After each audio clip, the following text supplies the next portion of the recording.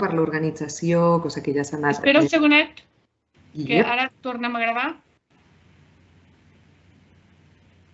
Ves. Bé, deia, gràcies per l'obertura d'aquestes jornades. Thank you for opening this workshop. And we start then with the first online table from the 4 tables that we have today. And we have with us Joe Pollitt and Mindy Blaise. They are part of FEAS, Feminist Educators Against Sexism. They are an Australian-based international feminist collective that was founded in 2016, and it's co-led by them and Emily Gray. They are committed to developing arts-based interventions into sexisms in the academic and other informal educational spaces. I don't know if you have seen their work before, but they use a mix of humor, irreverence, and collective action to interrupt and disarm both everyday and institutional sexisms within higher education and other spaces. Their interventions illustrate a feminism for our times that it's creative, engaged, and affirmative. As I said before, FEAS is co-led by Mindy Blaise, Emily Gray, and Joe Pollitt. Emily Gray is a senior lecturer in education at the RMIT University in Melbourne, Australia. And we have today with us Mindy Blaise.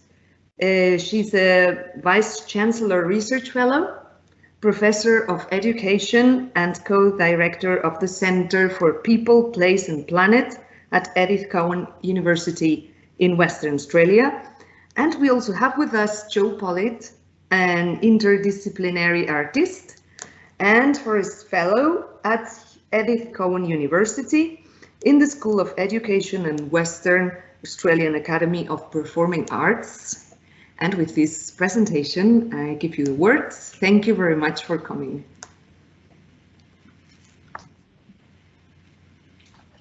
Thanks for that, Inés. We're going to just now, Joe's going to get the PowerPoint up. We've been practicing this all day. There we go. Okay, Joe, it's showing everything. No, great. Now it's perfect. Okay, so thanks for that introduction, Inés. And on behalf of FEAS, I'd like to thank Inés for that introduction, Barbara, Aloe, and everyone involved in the Photo Voice Research Project for inviting FEAS to be a part of the project and to share some of our work with you today at your conference. It's been a pleasure being able to see how you have used Photo Voice as a method to address gender violence with your students. And it is such an important and necessary project. And hopefully you will find some of our creative interventions useful for addressing and challenging inequity in all of its forms. So we respectfully acknowledge the past and present traditional custodians of the land on which Joe and I are speaking from today in Perth, Western Australia. This is Whadjuk Noongar Boodja. In acknowledging country today, we also acknowledge that sovereignty was never ceded by Aboriginal or Torres Strait Islanders peoples across Australia. So FEAS are an Australian-based but an international feminist collective that was founded in 2016, and currently it is co-led by myself, Joe Pollitt, and Emily Gray.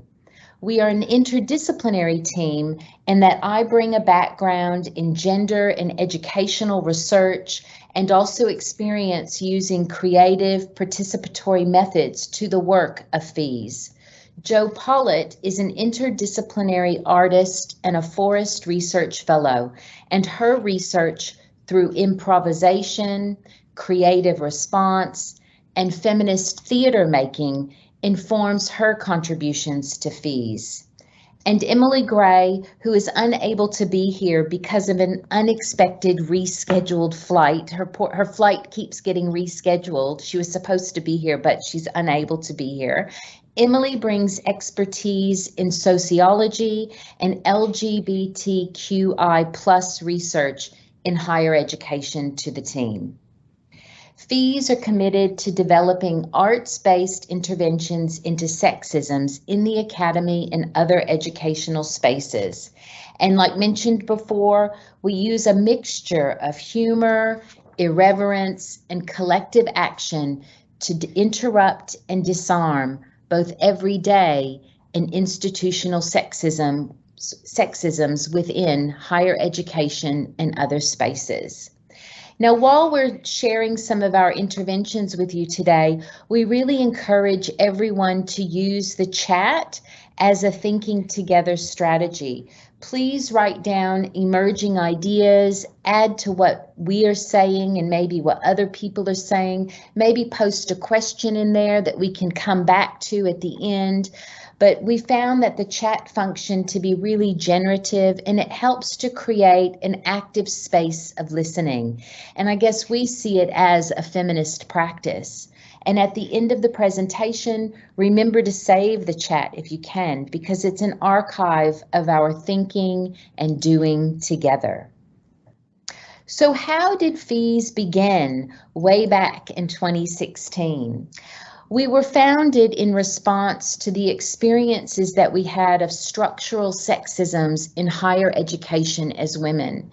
And some of these structural sexisms include that the universities that we work in are based on white, Cartesian male ways of knowing, that other ways of thinking and knowing, such as the arts, are dominated, silenced, and devalued, particularly also Indigenous and feminist knowledge practices, and negative discrimination on the basis of gender and the systems in place don't always enable reporting of this discrimination. But more importantly, we wanted to address and challenge some of the everyday sexisms that we experience as women academics, including, and these are just some of the things that we've experienced, and many of you have experienced them too, how women in minority groups are more likely to receive negative and personal student feedback, how ideas, oftentimes women's ideas, are ignored in meetings, and then we only hear them being repeated by male colleagues as if it's their own. Women often receive unsolicited comments about our weight and our appearance, and being positioned as a killjoy for speaking out, and also through sexual harassment and assault. So in this presentation, FEAS will offer an account of the creative interventions we developed. Our interventions illustrate a feminism for these times that's creative, engaged, and affirmative.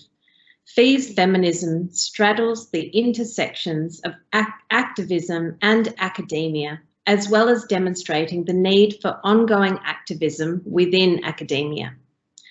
We speak back to business as usual, the attitude of our institutions, by revealing the gendered implications of lockdown on the work at home life balance and how this continues to impact disproportionately upon women and minority academics.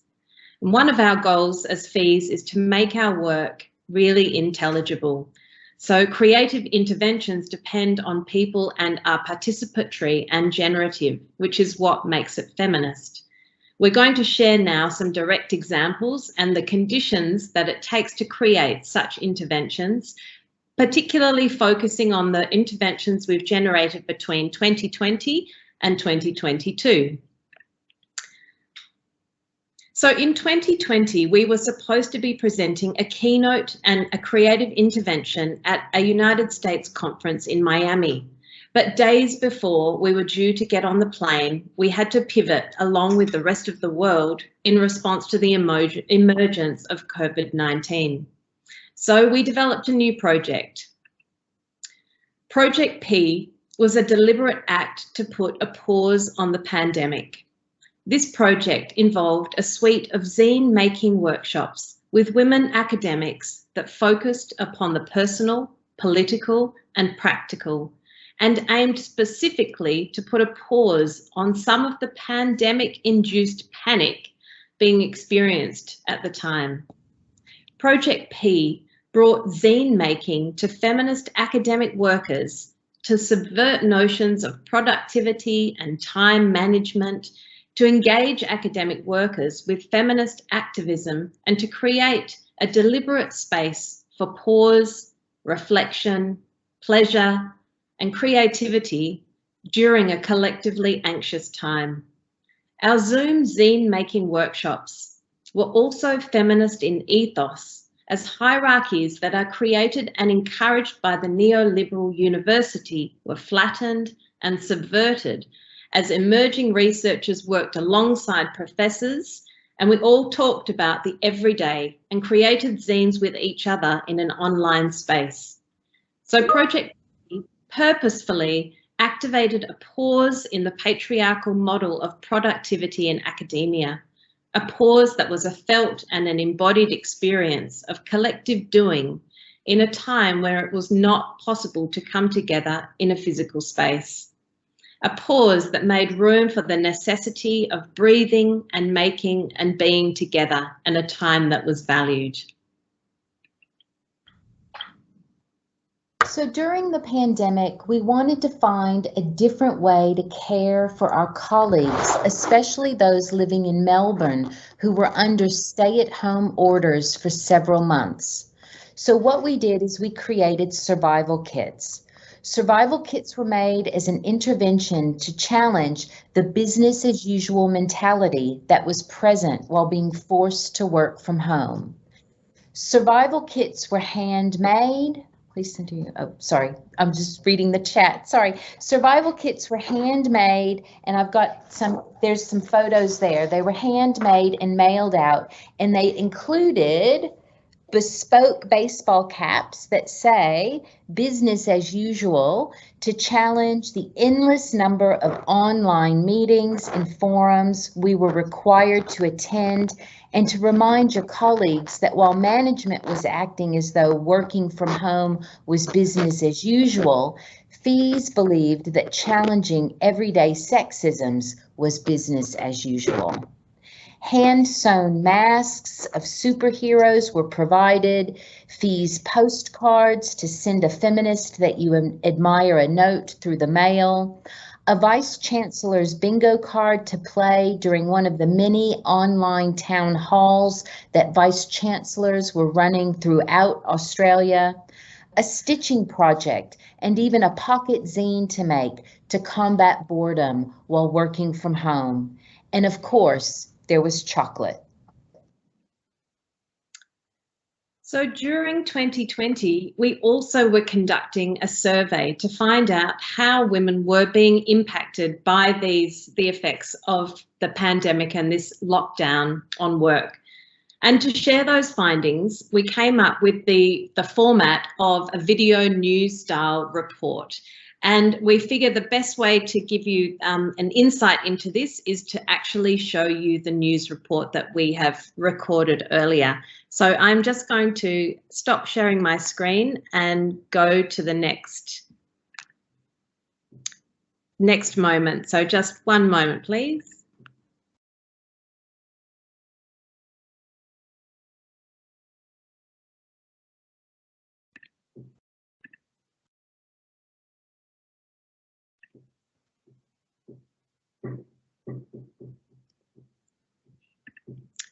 Mindy, can you see that? Yep, I can see it. Can you do the little, yeah, it's fine. But you know the little the things to make it bigger? Yeah. Fantastic. So I'm going to play this for, we'll play about 5 minutes, I think. Mindy, how does that sound? Yeah, that sounds good. Great. We'll see you in 5 minutes. Enjoy.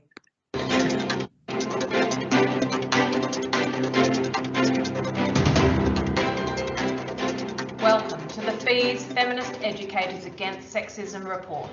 I'm Professor Mindy Blaise. I'm Dr. Emily Gray. And I'm Dr. Joe Pollitt.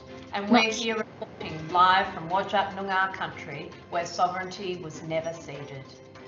Today we are sharing some startling insights from rapid response research into COVID-19 and gender conducted internationally, where three main points emerged.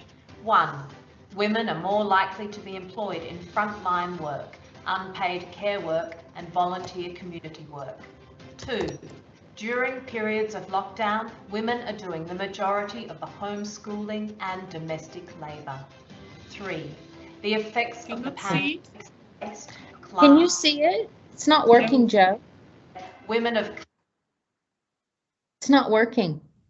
We can only hear it. Can you hear it? There it is. Okay. Okay, let's try. Let's see. I'll give it a go. Let me know if it's working, the vision. Yeah.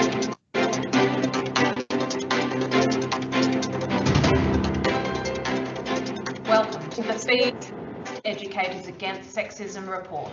I'm Professor Mindy Blaise. I'm Dr. Emily Gray. And I'm Dr. Joe Pollitt. And we're here reporting live from Whadjuk Noongar country, where sovereignty was never ceded.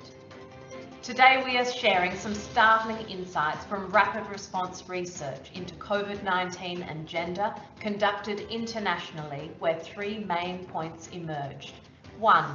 Women are more likely to be employed in frontline work, unpaid care work and volunteer community work. 2. During periods of lockdown, women are doing the majority of the homeschooling and domestic labour. 3.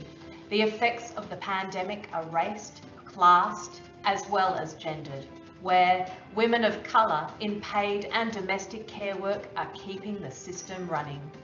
It doesn't get any better in higher education, where research reveals that women university workers' domestic labour increased in quantity, yet remains devalued and unrecognised.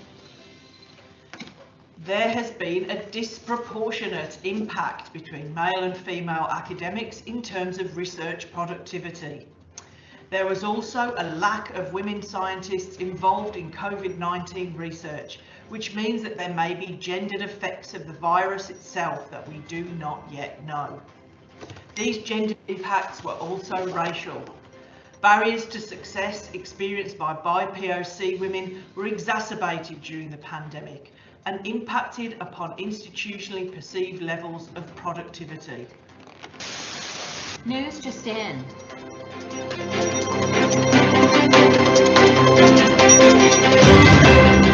FEAS have released an exclusive report carried out by Jackie Allman, Emily Gray, Mindy Blaise, and Joe Pollitt, based on a survey sent out to Australian academics to find out more about the gendered effects of COVID-19.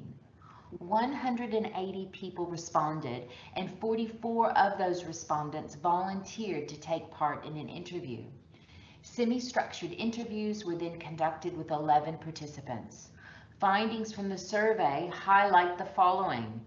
60% of the respondents experienced feelings of anxiety, dread, and uncertainty about the future. 66% increased the time they spent on preparing teaching in the pivot to online learning. 76% reported concerns about their research productivity. 83% reported an increase in pointless meetings in the shift to online. And 50% reported declining trust in their university management. But don't worry, it's not all bad news, because 4% of the respondents did not experience an increase in workload. We now explore the research findings in more detail as we go live in Perth for FEAS, sport, weather and traffic updates.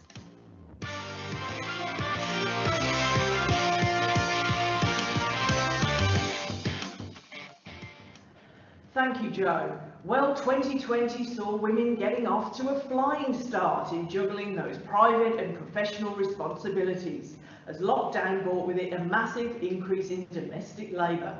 Sophie from Sydney was one of our homeschooling champions. With children aged 7 and 9, she says Both my husband and I worked from home for the 10 weeks our children homeschooled. He did not do a single day. My background is education, so I was happy to do it, but it was also his expectation.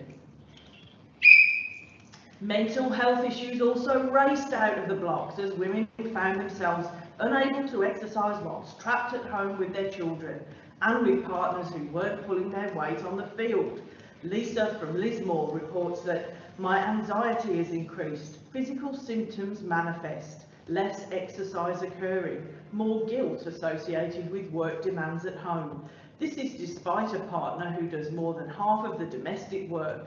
I seem to be asked to manage the emotional needs and anxieties of our children and both of us more. Heterosexual women took the lead in the supermarket dash, another solo event, and also had a nice clean start every night in meal planning and preparation.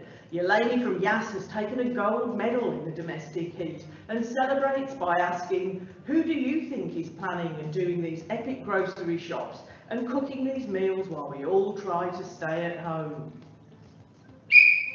There was good news for the Straight White Men's 2020 event, where they managed to ride in on the wave of working from home, which was a great win for them.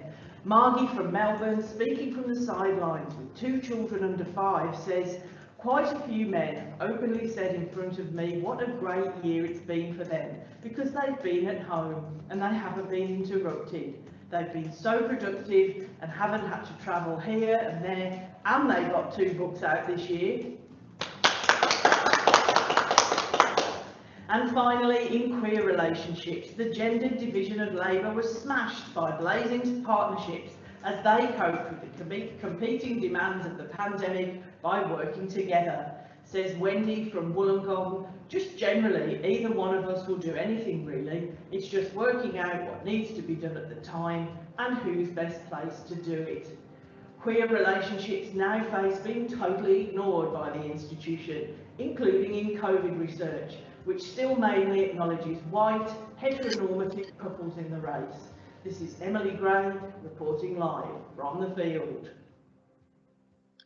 Thanks, Emily. Now it's over to Mindy, who will get us up to speed on the weather.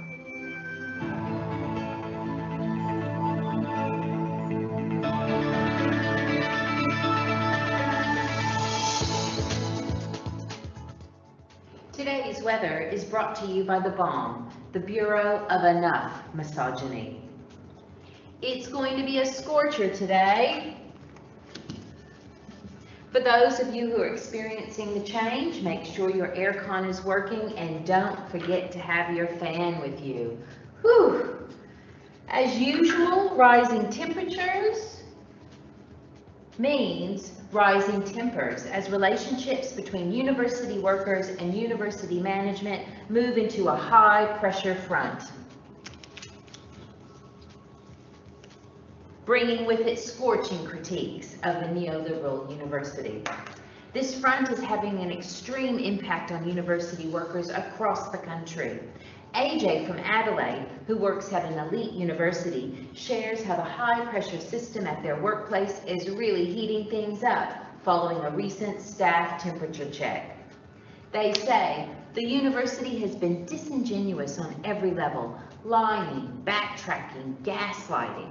After doing a staff survey on COVID, they told us how much everyone loved working from home and that they now wanted to lease out the campus. And now for the 5-day forecast.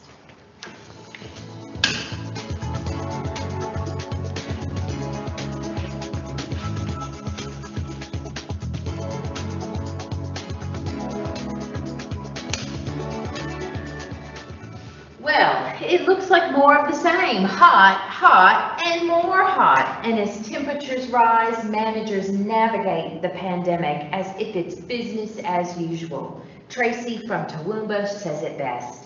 For my direct line manager, it's as if nothing has changed. He wants nothing but as many publications as you can churn out, no matter the cost. Not interested in what is happening outside the university. He has a rule to keep both things separate. And just like the separation of work life and home life, a low pressure front will sweep across the nation to reveal a storm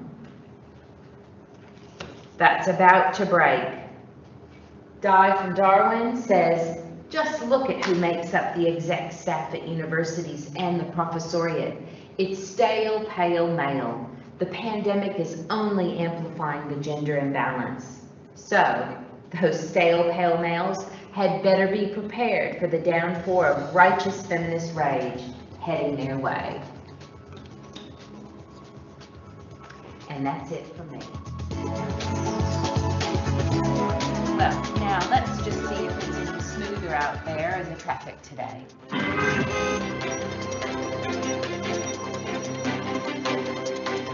With the weather unpredictable, Mindy, be prepared for slippery roads and dial-up delays. Crossing live here, we can report that traffic has come to a standstill in various parts of the country on issues of women in research. COVID has brought with it massive slowdowns on the career highway as bumper-to-bumper responsibilities mean a gridlock for many. Going over to the situation in South Australia, there are breaking reports of time management problems on Highway 1, where too much to do and competing scheduling demands has resulted in long tailbacks and some severe delays to research career trajectories. Time zones are also causing delays in research productivity, especially for those working in Australian time zones, as borders across the globe are temporarily closed, making it difficult to collaborate with colleagues overseas. Conference attendance also remains at a standstill for many Australian academics, as online events are often run in the Northern Hemisphere when it's 4 AM in Australia. The lockdown is also causing misery for women academic workers as the work-life, home-life bypass is currently backed up to the Grafton exit of the Pacific Highway, where commuters are telling us that they've lost all feelings of joy in connection to their work. So bunker down and be prepared for long and ongoing career delays as we move forward and backwards into 2021. This is Jo Pollitt signing off for the FEAS report. Thank you for that final report, Jo. So what are feminist educators against sexism doing to challenge this depressing landslide of negativity? FEAS continue to use a mix of humour, irreverence, art practices and collective action to interrupt and disarm both everyday and institutional sexism within higher education and other spaces. So, feminist academics, there is work to be done. To find out how to get involved, follow FEAS on Twitter @FEAS Project, join up on Facebook and find out more about FEAS at feministeducatorsagainstsexism.com. For now, this is Jo Pollitt. I'm Mindy Blaise. And I'm Emily Gray. Signing off on the 2021 FEAS report.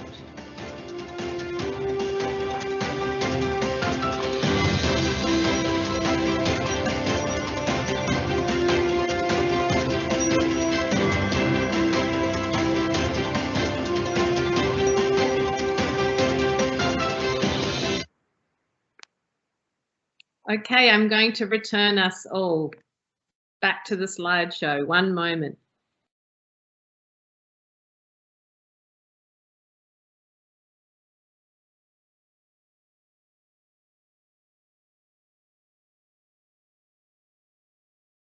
Mindy, are we there? Yes, we are. So another intervention that we did in 2021. So during 2021, when Australians were stuck at home and not allowed to travel, FEAS hosted bingo one Friday night on Zoom, and we created specific COVID-specific bingo calls. Number 4, crying on the floor. Number 7, delivery heaven. Number 18, escaping quarantine. Number 37, introverts heaven. Number 68, stuck in your state. Thanks, Mindy. So now we're going to focus on one of our most recent interventions, which is called the Wheel of Misfortune. So late last year, FEAS was invited to and selected to join in a project called Kiss Club, where we got to create a 10-minute performance. The opportunity to take part in Kiss Club marked the first stage development of a performance work that enabled us to reach and share our findings with a broader public audience. So Kiss Club is a performance event for ideas in development, and it features artists of different career stages working across live and experimental arts practice. It was created by Sydney-based artist Karen Therese, and since then Kiss Club has been presented by Perth-based tactical media group PVI Collective together with the Perth Institute of Contemporary Arts. So the idea of this Kiss Club is that the artists test 10 minutes of an idea with an audience. And then following all of these works and projects, the artists and audience respond together in small groups to the artist's feedback question. So since the very beginning of FEAS, we have been working with ideas of luck, chance, and games.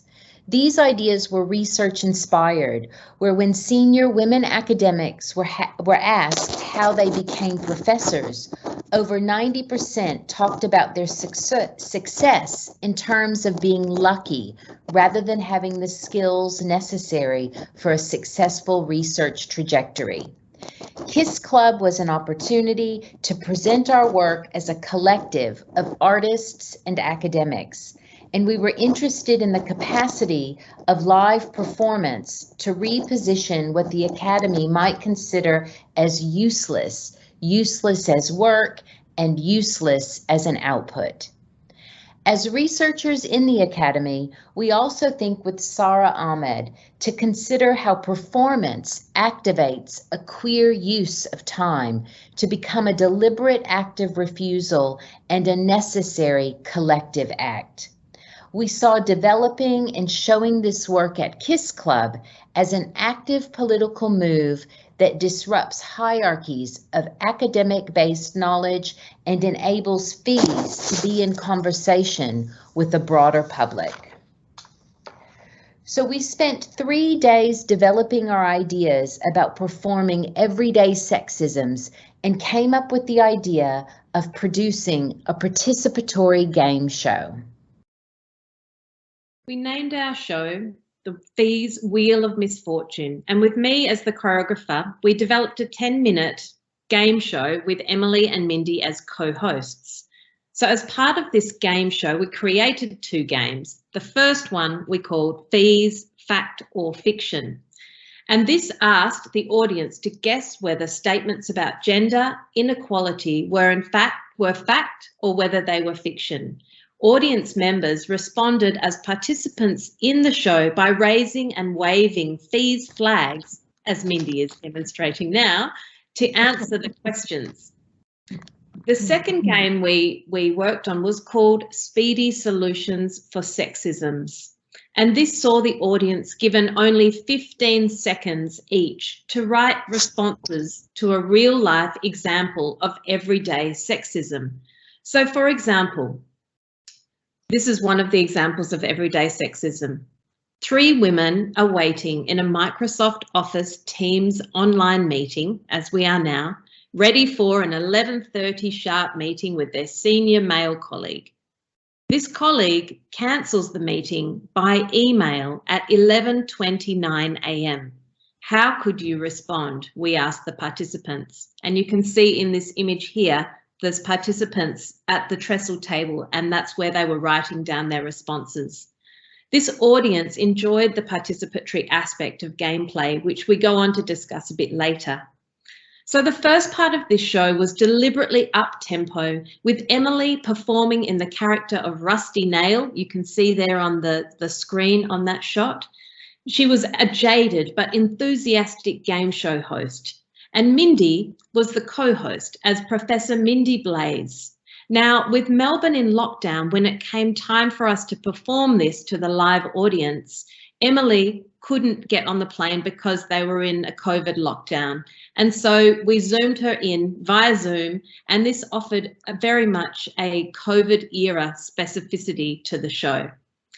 The second part of the show shifted in tone and was an abstract gestural movement sequence with an accompanying spoken word piece, which was in response to the feminist conceptual artist Martha Rossler's 1975 video work, Semiotics of the Kitchen, which some of you might know.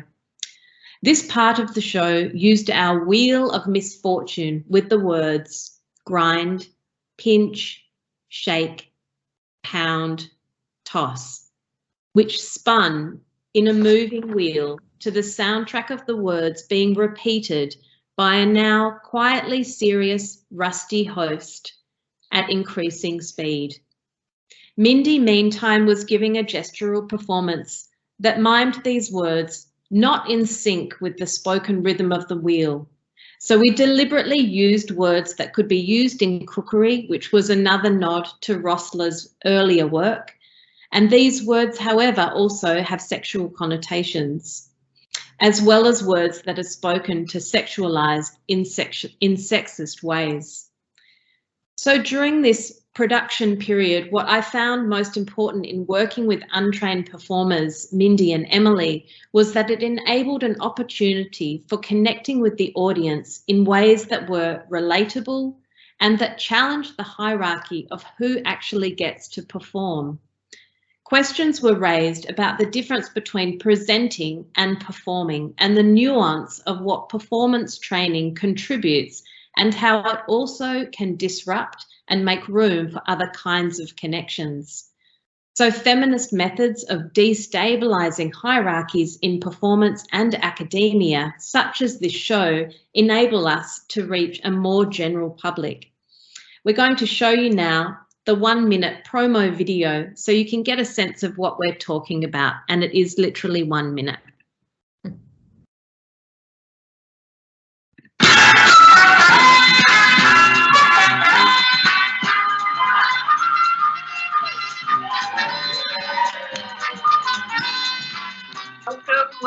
Welcome. It's Saturday night and time for FEAS, Feminist Educators Against Sexism, Wheel of Misfortune. I am your host, Rusty Nail. If you don't play, you can't win. And as well as winning prizes, we hope our show makes you think about how you spin the wheel every day. The lack of women epidemiologists involved in COVID-19 research means that there may be gendered effects of the virus that we do not know. Fact or fiction? Helen, absolutely right.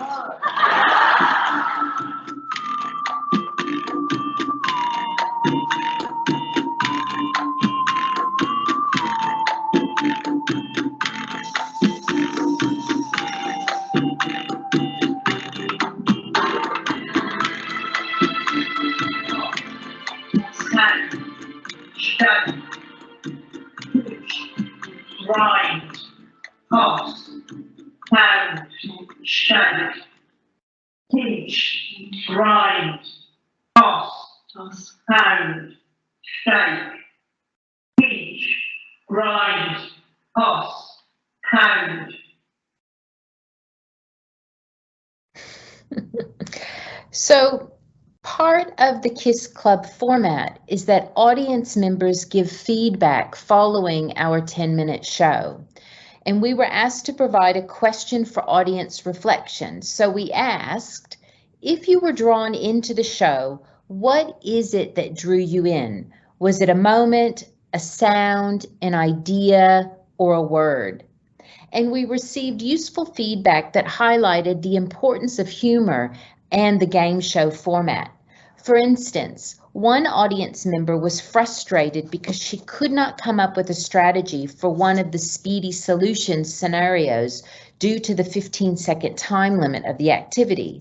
However, there is something to be said in the outrage of not being able to respond and simulating the lived experience of how to combat everyday sexism, which are slippery and impossible to pin down. This is the point of our work. So what we were doing, like, it was very effective. It's important that she got frustrated. Others found the show accessible and inclusive. One male audience member said that engaging with feminist work can be difficult because it's often done more ragefully and shamefully, but this was not part of the performance.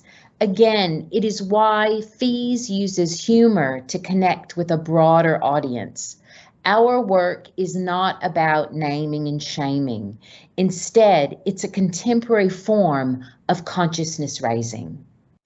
Overall, we felt that the performance drew people in and raised their consciousness about what everyday sexisms look and feels like right now and how hard they are to challenge. And we are looking forward to developing our ideas further. Now, our current intervention is based, this is one that we're just doing like we just did it, is based on the idea of unfinished business. So again, playing on business as usual, but now this is about unfinished business. Part intervention, partly ironic and unapologetically cheeky, we made up a FEAS fake journal and created a call for papers for the special issue that was entitled Unfinished Business. Unfinished Business is a project that set out to create space for academic workers whose productivity has been stymied by the ongoing COVID-19 pandemic. Research shows that women, Indigenous peoples, people of color, LGBTQI+ people, and people with disabilities experienced the social, economic, and cultural effects of the pandemic disproportionately. Within higher education in Australia, these effects were compounded by universities adopting a business as usual approach and attitude that continued to weigh and measure income and outputs as though nothing was happening. The call for papers for the special issue asked participants to give an account of an academic project or paper that remains unfinished. More than this, we asked participants to offer their account of why. In turns funny and heartbreaking, Unfinished Business offers a space for academic workers to reflect upon the social and emotional cost of the pandemic in nuanced and creative ways.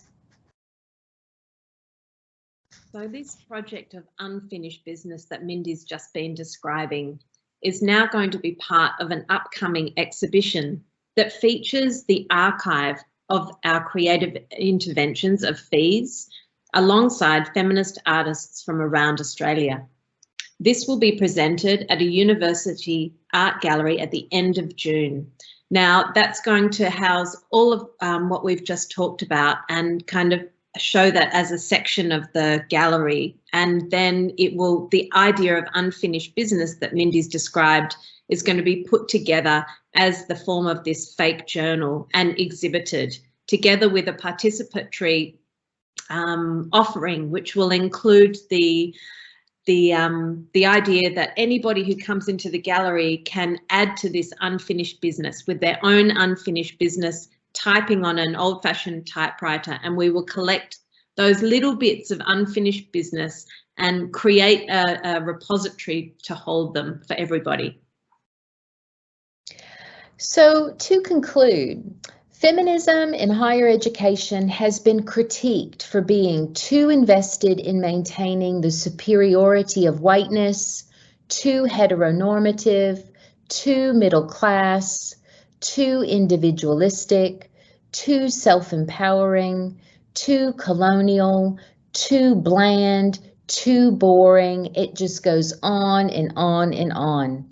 But FEAS, Feminist Educators Against Sexism, recognizes the need for a different kind of feminism in the academy, one that is collective, one that is queer, one that is generative, one that is creative, and one that is affirmative. And this is what we hope that our creative interventions and our participatory practices that we have shared today contributes to. So in this mode of participation, we would love to invite any questions or comments that you may have to continue the discussion of unfinished business.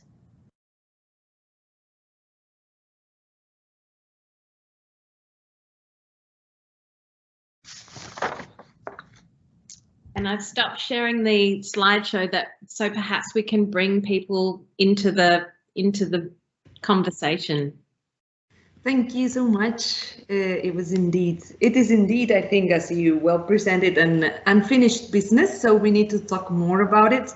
And I engage people that are listening to us to write down your questions in the chat, because the micro is not open.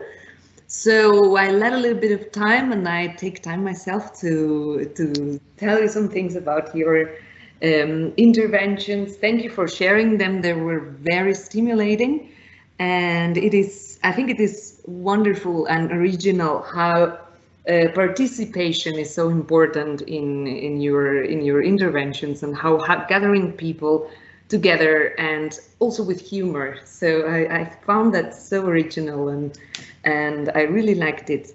And I think it's also important to think about the pandemic effects and the lockdown effects from a gender perspective. I think we haven't talked enough about this impact in our universities. I don't know what people think about that. Maybe we can talk about it.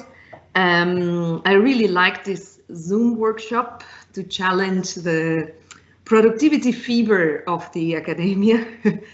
And it's true that, well, you reported like a news show. That was very nice. Well done. Most of them in your questionnaire, most of them report an increase of workload, and I think it's very similar in our country, that it is sum up to the unrecognized work in everyday life, this domestic work, this demand of work at home. There is also the pressure of productivity in the academia, and both the consequences in the mind and the body. And I think in our homes, I don't know what other people think about it, we have an extra pressure, because life in the Catalan universities is very precarious. We have 60% of our teachers working with very, very low salaries, which means 300, 500 euros a month. So they need another job.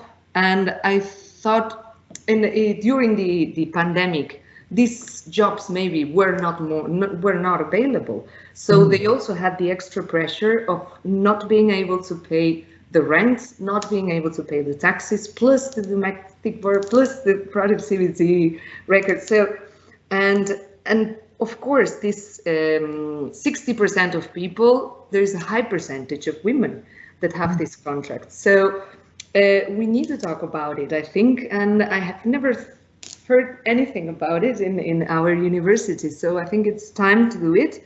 So thank you for your call for abstracts for this unfinished business, because yeah, I think it's a very nice initiative to go on with this dialogue and this participating environment that you call us to do. Yeah.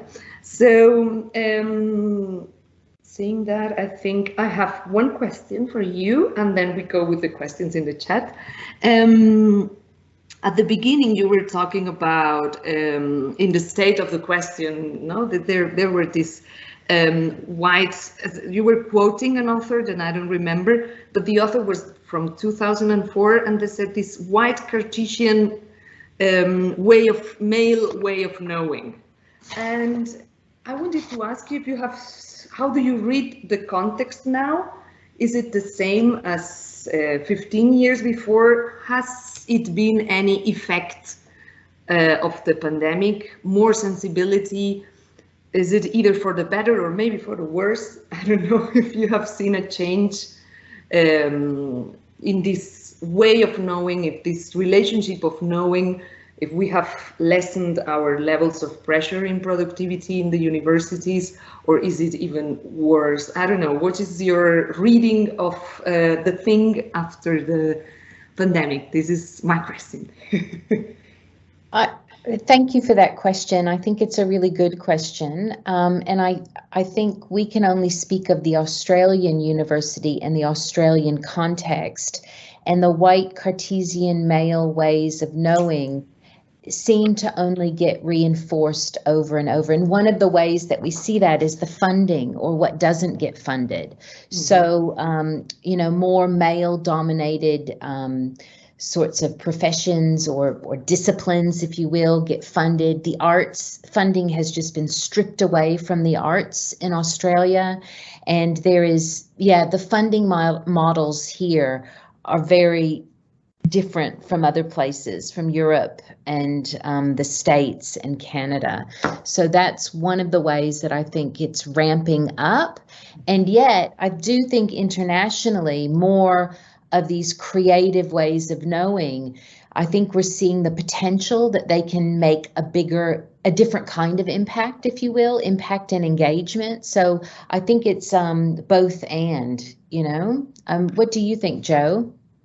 I think we've also, in the Australian context again, it's very interesting timing that we're talking to you, because in the last 2 weeks we've had a federal election, and we've seen the swing from the more conservative, the party that's been in for over a decade has now swung back to a more woman-driven politics. Actually, we've seen a huge rise of women independent politicians stand up and go for and get places in government. So it has been a monumental turn in this country in the last 3 weeks, or 2 weeks, I think it's only been. And so even yesterday, there were announcements from the new ministers for the arts, the new ministers for education, outlining new strategies, new initiatives across these disciplines. And as Mindy said, the arts have been completely decimated in Australia, and I know around the world, but particularly here because of the way that movement happens across cities and festivals. Artists have really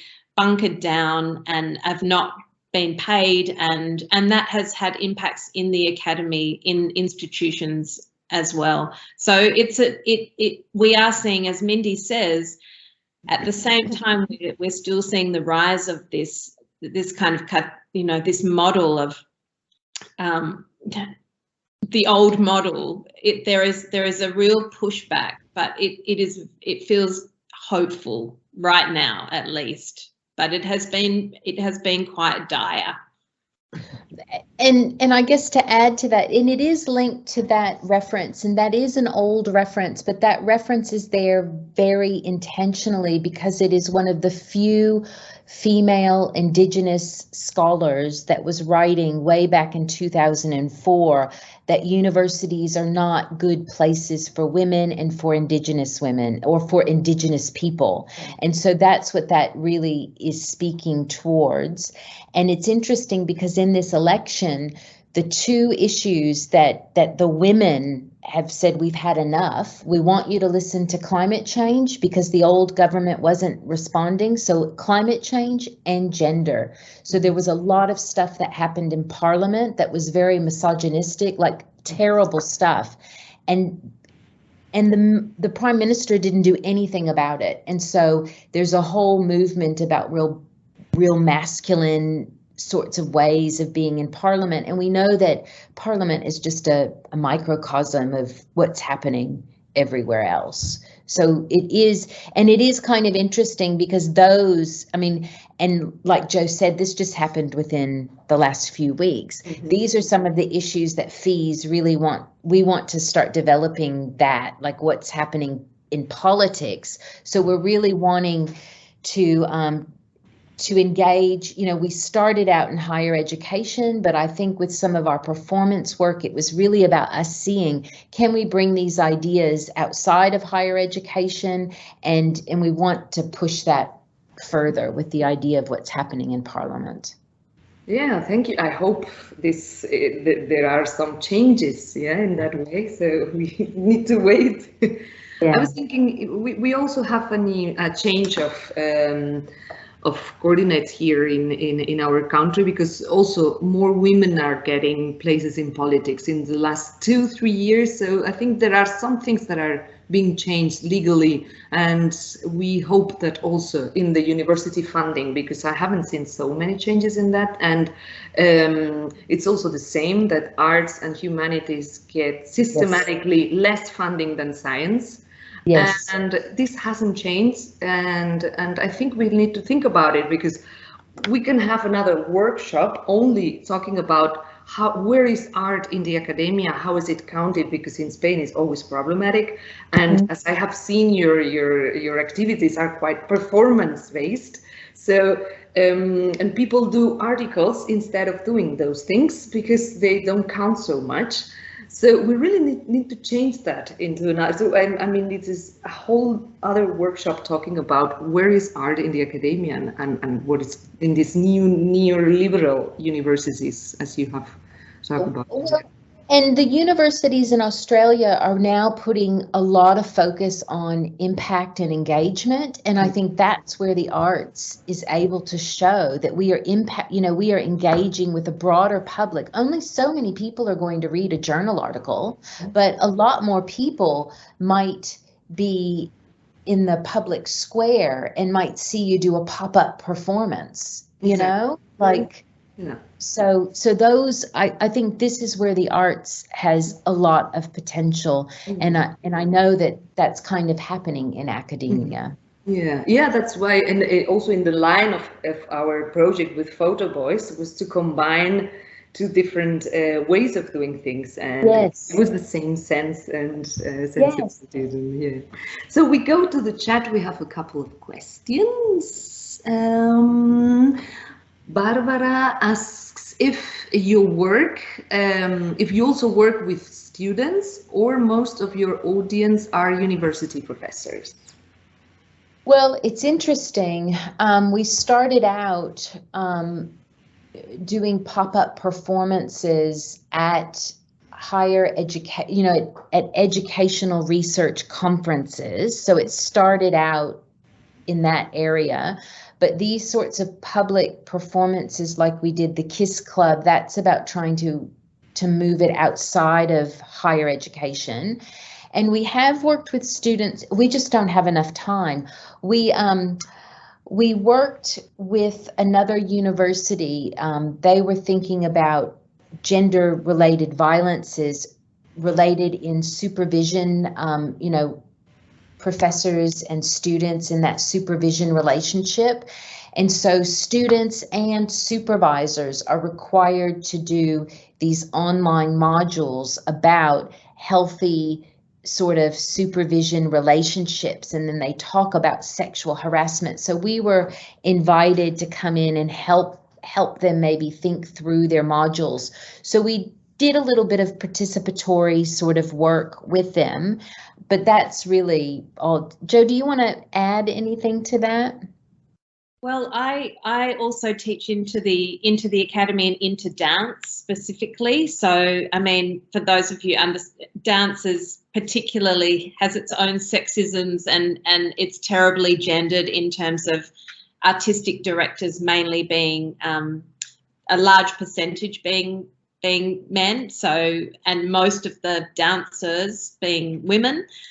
So there's a lot of inequity, and in working with those students, there are traditional forms and ways of being that we are all complicit in, we all subscribe to, and I think it's a very slow shift in that way. But certainly we do get to interact with those students through FEAS, and I think particularly with the upcoming exhibition that is on the university grounds, the gallery. So there will be a lot of student interaction, and they will get to see the work as well as participate in the work, and it will spark conversations that we're finding are still increasingly difficult for young women particularly to speak out about because of the traditions and the ways of being that are so ingrained.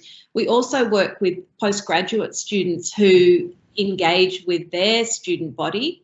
so the undergraduates. So our postgraduates, one of them is working on a FEAS-based project with. Should we tell about that, Mindy, about Emma's work? So this idea, she's creating tufted rugs that are going to be placed around the university, and that they have the words on them that say here or there or again. And students are invited to either move those rugs or to pinpoint on a big map in the exhibition where these sexisms or these violences have occurred, if they've repeated, and then we're trying to collect a kind of a map of this experiential, like lived experience of sexisms just on campus. Mm-hmm. So yes, we are really trying to engage and bring in to make it possible for those voices to speak up. Mm-hmm. And I think there was a report, so all Australian universities took part in this survey, and it was about safety on campus. And so none of the universities came out very well. So nobody knows what to do about how women are feeling unsafe. So it's interesting when I start to tell some of senior management about this project, they're very, very interested, just because, just like with the everyday sexisms, nobody knows what to do. These modules that people have to make are just so bland, and they're boring, and they're just dreadful. And they're so corporate. You know, our work is not corporate. And so they are quite interested. I think this will be really interesting, Emma's project, about how people are experiencing the space of the university and where it's safe and where it's not safe. So that kind of answers Barbara's, the other question in here, in your experience, how art is a useful tool to fight against gender-related violences. So I guess we're using the arts here again to create a safe way to tell where those things are happening and to raise that consciousness for people, and hopefully for management, and hopefully it will inspire people to take this on board, more than just ticking off a compliance, you know, like I have to do this. Mm-hmm. And can I add to that, Mindy, when we were working with the Wheel of Misfortune, so as part of this performance 3-day development, we were the senior artists, put it that way. So we were with groups, probably I think 5 other groups of emerging artists. So the work that we did around our own project, we were in conversation with them as well, and there were many moments from you know, all genders about, there was a bit of pushback and a bit of confusion about what we were talking about as consciousness raising, and so we got to really expand on our thoughts in that way, and we got to hear why there was this resistance in coming to see that this is an everyday occurrence for so many people, and some of the people who were challenged in that respect openly could see that they were being challenged in that way. So I think that really activates change as well, even in the community, because those people then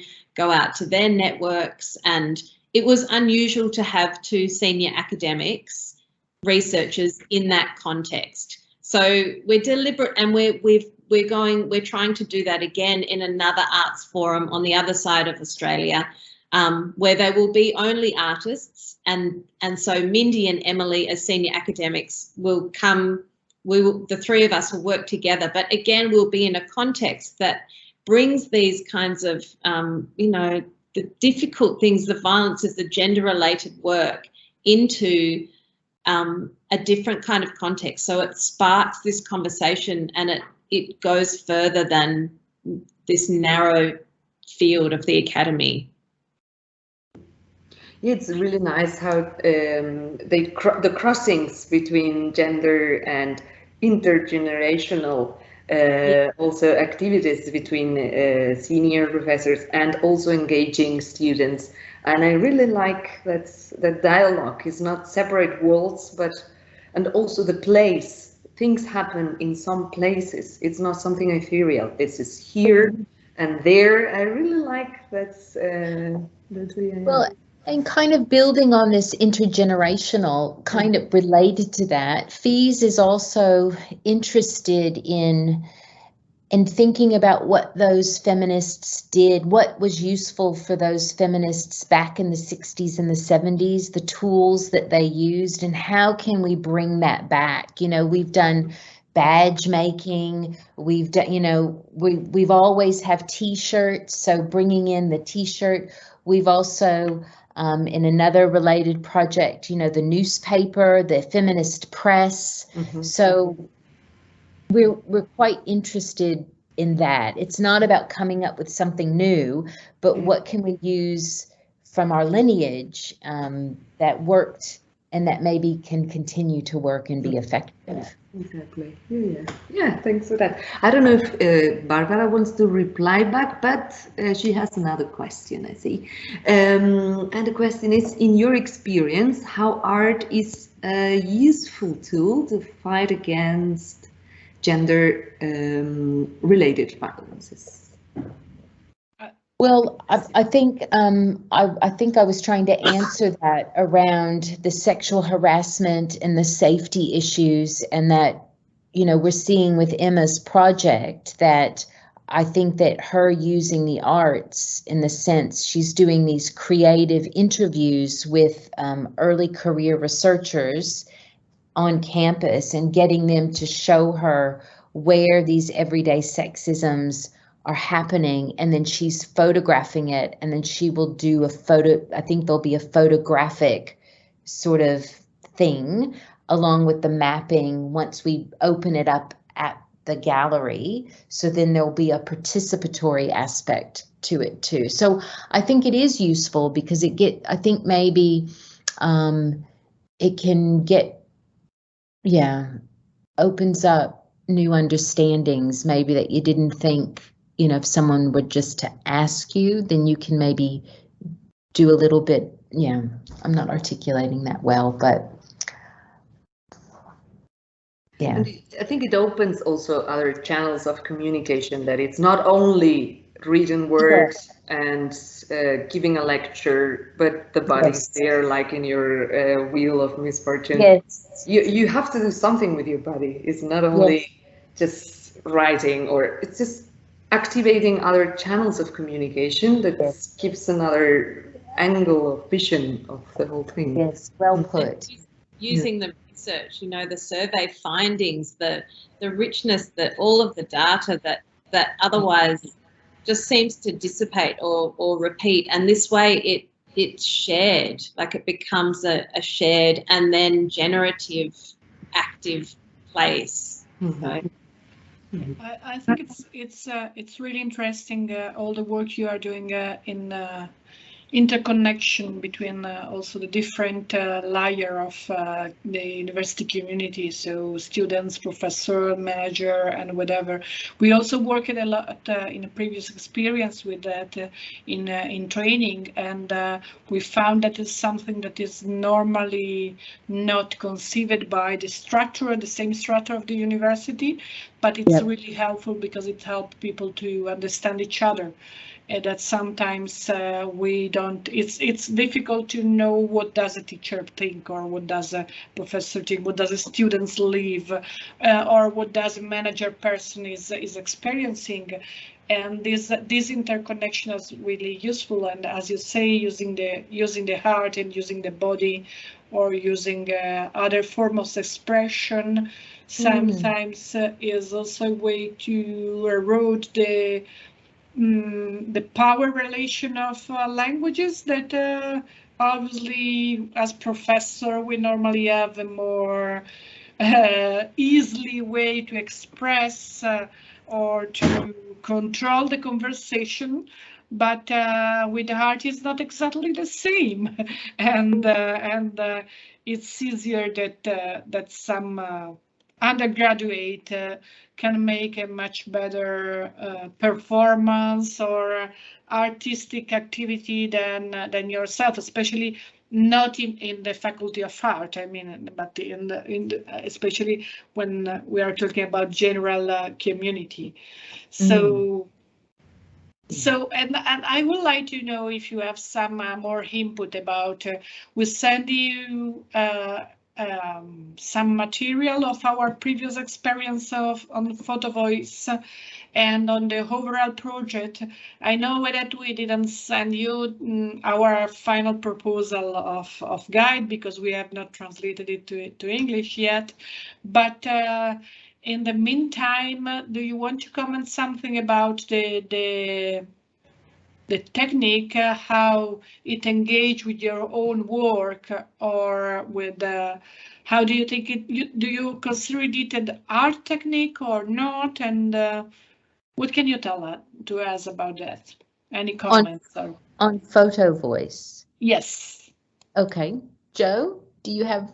Well, I thought what was really interesting was in relation to the work of FEAS is the same kind of layering. So it's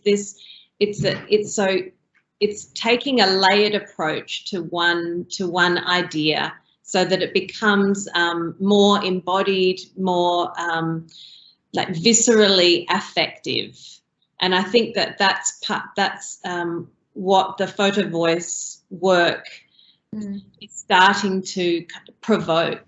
So in terms of this, the way that we've been just talking about the intergenerational conversation as well, it feels really important because I remember, Barbara, you were saying that there were conflicts between some of the classes doing things in different ways, and the perspectives were different in different arenas, and what you did, how you held those tensions. I think that the tensions here are really where the artwork and the kind of the practice and praxis of that is really, it comes to the fore. So for me, and for, you know, in relation to the work of FEAS, it's the project holds the tensions and makes it possible for these layers to all be felt. And I think also in relation to FEAS and the work is that some things are more successful than others, you know, and I think the idea of making room for failure, for allowing it to be not quite realised, that maybe actually it's the trouble of trying to realise something that then the moment is noted that you didn't expect.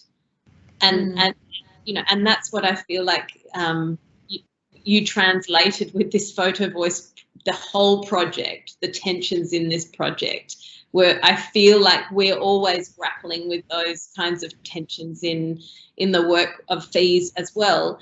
And I think in FEAS, certainly, when I look at the work that just say from 2020 to now, I can see the development in the video work, in the artwork is becoming so much more sophisticated and it's because of practice. It's because of practice, attention, skills development, time. And I think that, you know, the potential for the Photo Voice project to continue to build is such a rich place.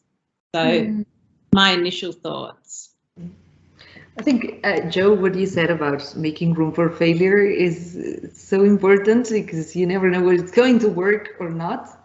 And I was also thinking that it's so challenging to get involved professors, for example, in performatic experiences or in arts work activities. And so just, I don't know if they even understand what you're talking about sometimes, because it's something seen as strange from how they talk. I don't know if it's the same in Australia, but here there's like two worlds separate. And I think it's, I don't know, we are trying also here in Catalonia, also with Photo Voice, to I don't know, like try new sensibilities with art, and that art also has a space and in at the universities and in our work, even what we're doing.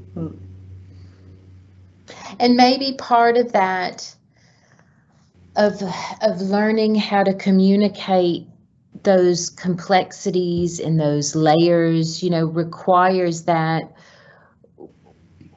we need to write about it, you know, so that those other people, whether they're professors or different disciplines, can begin maybe to understand a little bit about it and learn how to speak in their language, perhaps. Exactly. Yeah. I don't know if there are more questions or someone that wants to ask something or just say something, contribute with something. It can be like a question that, you know, can be very practical. Y si alguien quiere hacer preguntas en castellano, está bienvenido también. Podemos traducir, no hay problema.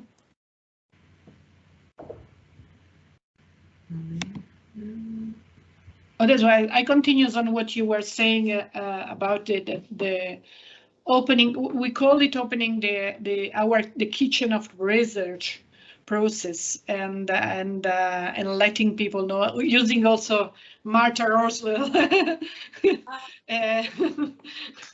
ideas. So opening the kitchen of the research and let other people know the tension, the contradiction, the mistakes, and whatever of the research process, so we can in some way learn from it.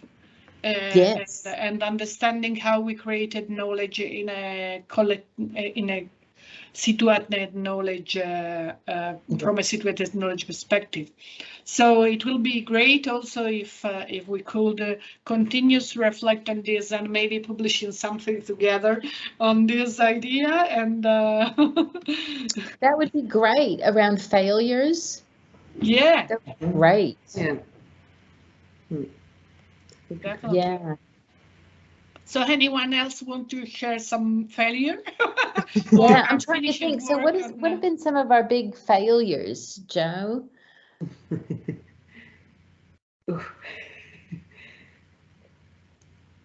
We thought the unfinished business FEAS fake journal at the beginning was a failure because nobody gave us anything. Do you remember? Nobody.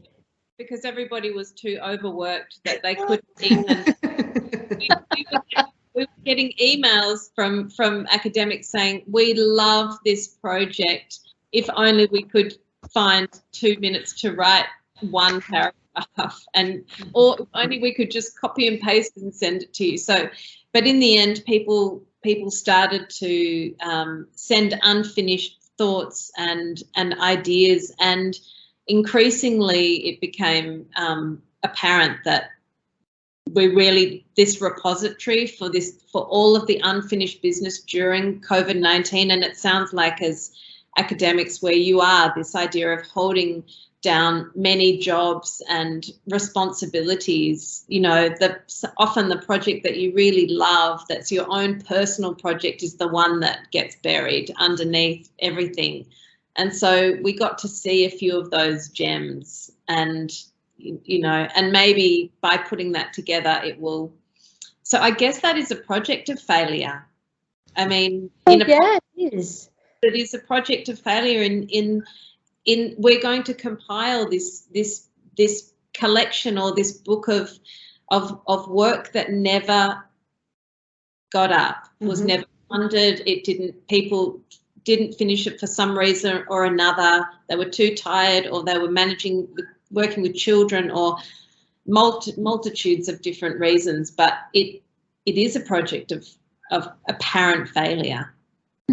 Yeah, I think it's important to give a context to that failure, as you say. It's just, if we think about and I also think about my experience, if you think about this neoliberal university, this productive fever, then when there's something a bit artistic and it looks like you're going to waste your time somehow, and then you give preference to other things that count more. So we are always rating what we do And therefore, when there's an initiative, sometimes people what does it mean? There's a workload. It means that you are doing other more important things. So what are the most important things here? It's just these hierarchical activities in which we give I don't know, kind of order our lives and our activities. And I think we need to challenge that also from this perspective that we are living in a way of production that gives a hierarchy to different things that we do. And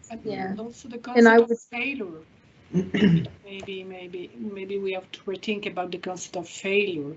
What does represent a failure, and why, if we didn't finish a project, is a failure? Maybe it's a good thing because we realized the project was not working correctly, and it's better that we stop it, or because we realized that we were reproducing discrimination in doing the project or whatever. And so the stop can be a new creation, or it may start from there another work. So the concept of failure is also very maybe Catholic. Yeah, that's a good point. And Inés, when we were working on Project P, when it was the Zoom zine making workshops, we deliberately did things like physical things. So we asked everybody to lower their cameras. So instead of looking at people's faces, we were looking at people's hands working on making the zine. So we deliberately took the pressure off people's faces and the pressure to contribute. Even now, the pressure to ask a question or participate in a visible way when actually people are taking in information at all kinds of different rates and for all different reasons. And so by taking the pressure down, we really found, again, this challenge to the pressure and this kind of productivity that's so valued, and how we would make room for a different kind of productivity that enables connection.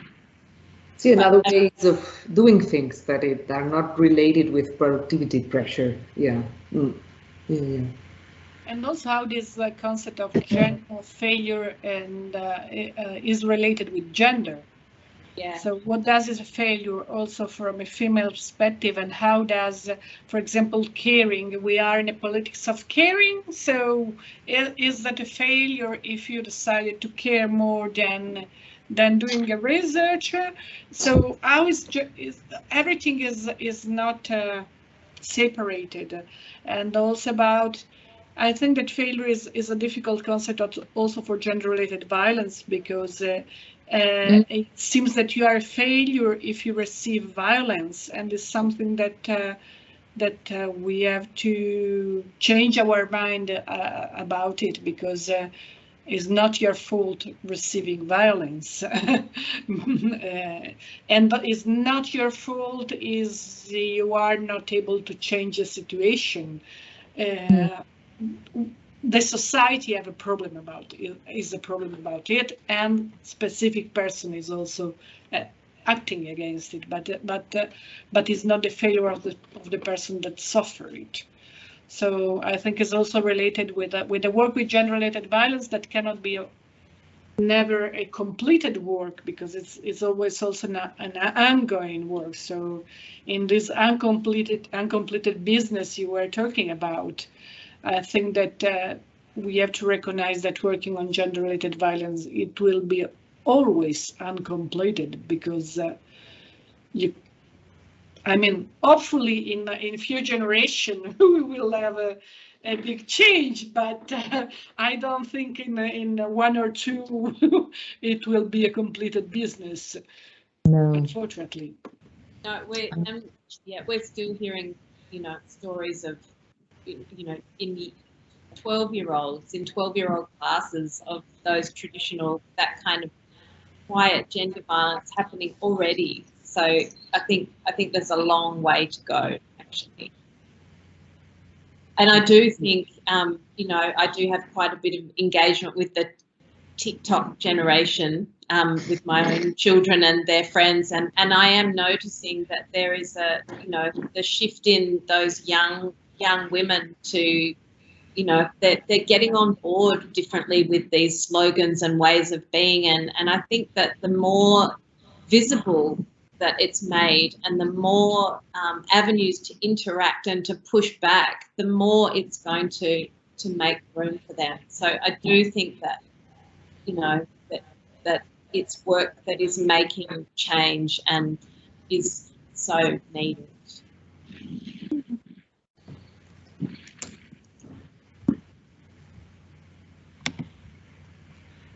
So, any more comments, or how you see it, Barbara?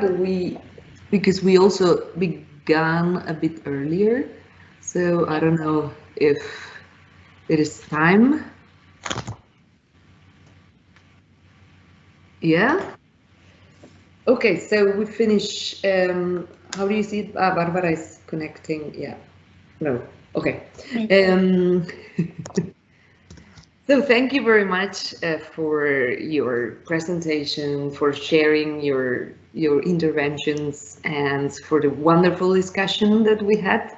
And yeah, we'll see. We go on for people that are listening. We go on for the next table. So don't move. And Joe and Mindy, thank you again. And see you around if you stay here in and you want to share more comments on the chat and so on. So actually, we have a small recession. We will start the next. Now we have a break so that people can go to the toilet or having a glass of water or whatever they like, and then we will start again at 1:15. 15 past 1, sorry. Thank you very much, Mindy and Joe, for participating in the project and for your great presentation, and Inés for presenting. Thank you, and the debate. Inviting us. Y a todas las demás, pues nos vemos a la 1:15. Ahora hacemos una pequeña pausa. Que así podáis descansar un poquito. Si de mientras se os ocurre alguna pregunta que no os habéis atrevido a hacer antes a las FEAS, todavía se la podemos pasar. Y muchas gracias. Thank you very, very much again. Bye. Thank you. Thank you. Bye. Bye. Fins ara.